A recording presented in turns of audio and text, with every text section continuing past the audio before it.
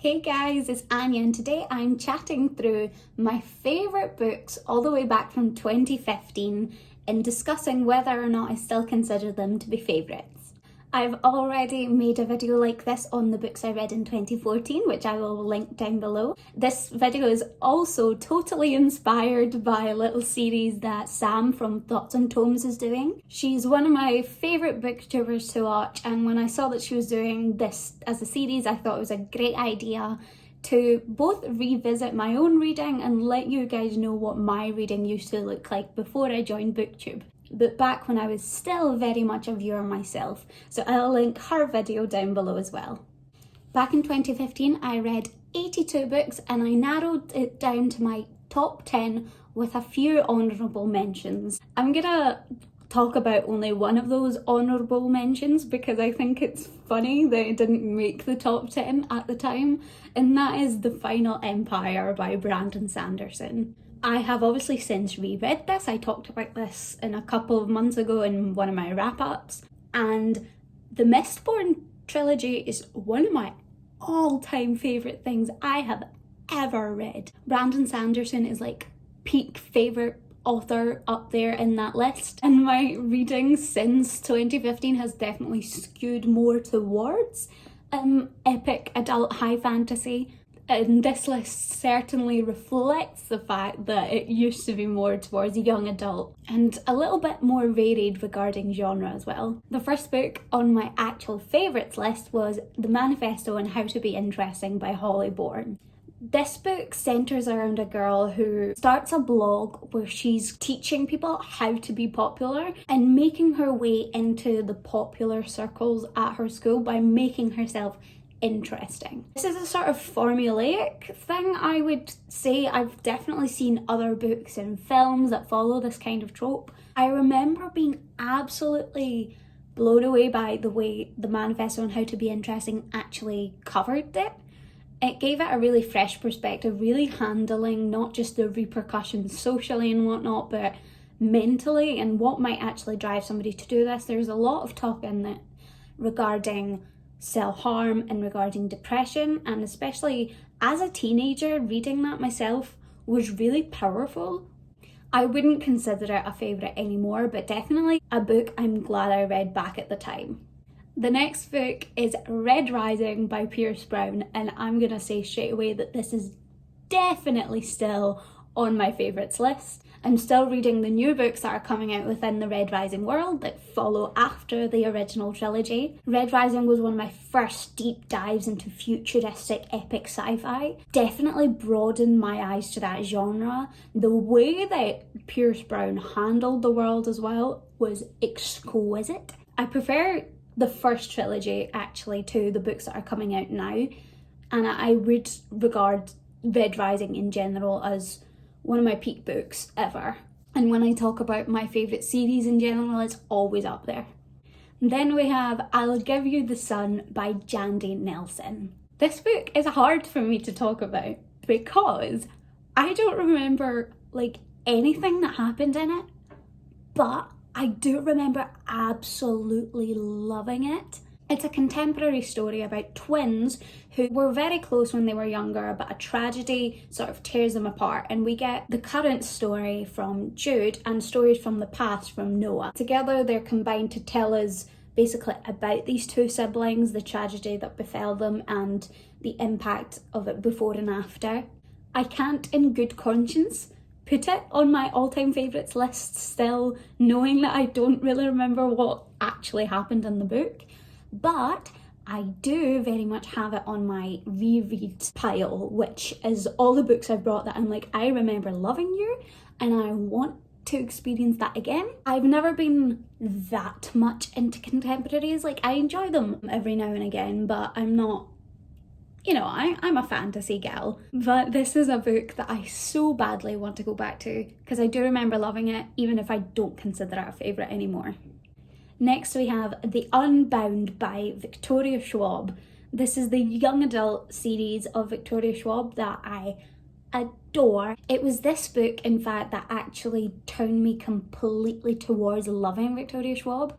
I didn't love the archive that much, so tentatively picked up this second book, but something within it just clicked for me and absolutely transported me into this world that Victoria Schwab created, and I couldn't get enough. I am still praying and hoping that eventually the third book will come out. From what I believe I understand, the third book never got the publishing contract and it might end up coming out on ebook eventually. The Archived and the Unbound as a series, I don't consider a favourite anymore, but I've definitely talked before about the fact that I consider Victoria Schwab a favourite author. And I don't think these are her strongest books, but definitely something that I hold very dear in my heart still.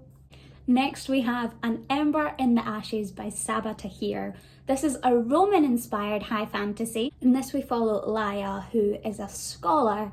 After her brother has been involved in a rebellion and faces punishment for his crimes, to save him, she begins to work as a spy in the top military school. We also have Elias, who is the top soldier at this military school, but also the most reluctant.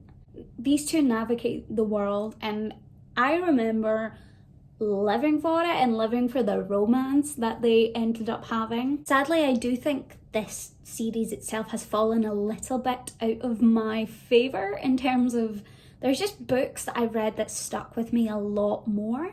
I have only read the first two books, and the second book really took me a while to get into. I just found a real jarring sense within it with not remembering anything that happened in the first book.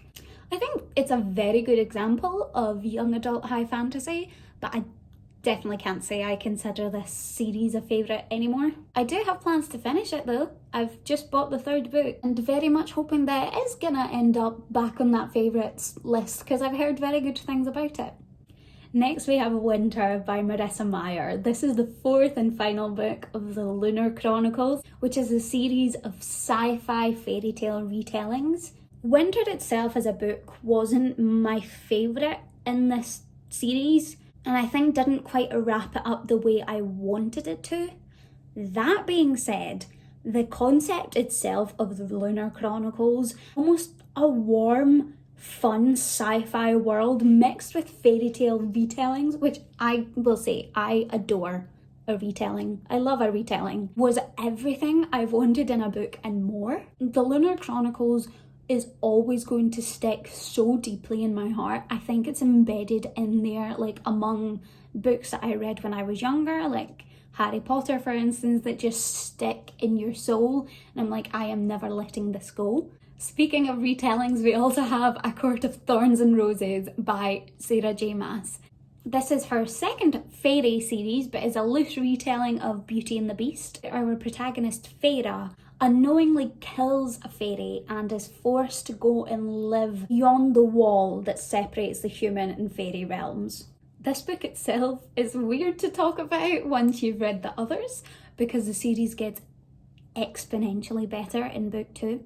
I don't even know if I would really consider it a favourite anymore, because Sarah J Maas is somebody who I love. I do love her books. I know she has a lot of criticisms that come upon her writing. The times that I do see those criticisms as being perfectly valid is when I look upon A Court of Thorns and Roses. I do have another book on this list by her, which is Queen of Shadows, the fourth book of the Throne of Glass series, and this definitely still is a favourite. This series was my first big love when it came to high fantasy, and the scope which it opened up to within the third book and then this fourth book, Queen of Shadows, was just everything I could have dreamed of. I think that for several years, to be honest, the Sarah J Maas books from Throne of Glass that came out that year were just my top of the year favourites. I think objectively I probably wouldn't have them up there anymore, but this is another big nostalgia read that I just absolutely adore. Next I've got The Winner's Crime by Marie Rutkowski. This is the sequel to The Winner's Curse and is one of the best angsty and political romances I've ever read. The trilogy as a whole is no longer up on my favourites list because I didn't find the third book to be as satisfying as I found the first two. But if I was just to isolate purely The Winner's Crime, the second book, I would say that this is one of those symbols of perfection when talking about political manoeuvrings in fantasy and romance that is so good and painful at the same time. This is it. And the last book I'm going to talk about is The Mime Order by Samantha Shannon. This is the second book to the Bone Season septology, a dystopian series where history has sort of been altered, where around 200 years ago clairvoyancy was discovered. However, clairvoyancy has also been made illegal, and our main character, Paige, is from the Clairvoyant Crime Syndicate of London. The fourth book for the series just came out, and I'm going to talk about that in my wrap-up for this month because I did read it straight away. So I think that will tell you that this series is still living very deeply in my heart. The Bone Season in general is another one of those series that I read back in 2015 but is still so relevant anytime I talk about series I consider to be my favourites. The Mime Order in particular, which I read that year, is my favourite in the series so far. It's the one that really explores the criminal underworld of London, that discusses the politics, and the relationships really start to come into play. It's got a perfect setup in the Bone Season, and the Mime Order just allows it all to explode in the best possible way. That's it from me today, and for the books that I read in 2015 and considered to be my favourites. Thank you guys so much for watching, and I'll see you all soon. Bye!